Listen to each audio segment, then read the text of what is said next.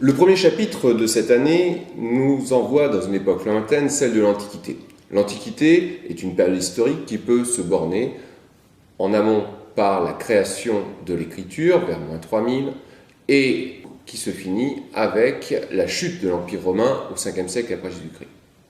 Mais loin d'une étude exhaustive, nous allons nous concentrer sur un élément, à savoir celui de l'invention de la citoyenneté.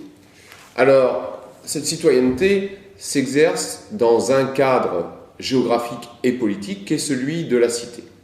Qu'est-ce qu'une cité?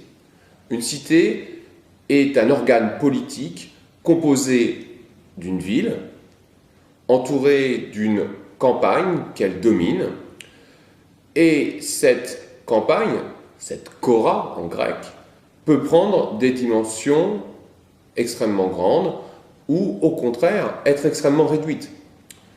Nous allons avoir deux cités au sort fort différent et aux périodisations différentes. Athènes, dans un premier temps, sera étudiée au 5e siècle avant Jésus-Christ, c'est-à-dire lors de son apogée.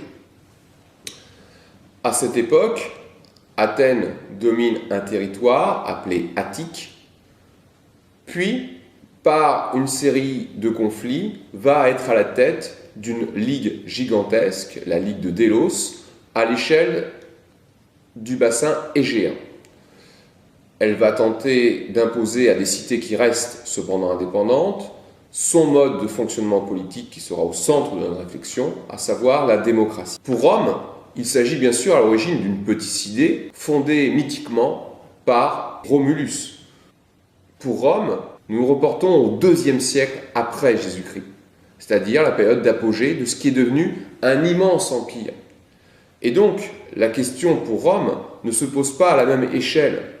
L'idée, pour Rome, au-delà du fonctionnement politique, qui est devenu celui d'un empire, nous allons en reparler, c'est de savoir comment encadrer, intégrer des citoyens venus d'horizons culturels et politiques fort différents. C'est tout l'enjeu de l'intégration. Bien sûr, vous l'avez compris, ces thématiques, la démocratie, l'intégration citoyenne, ont de fortes résonances pour nous, Français du XXIe siècle. Et bien sûr, ce sera le travail que nous mènerons ensemble en cours, en classe, de voir ces résonances, ou au contraire ces dissemblances.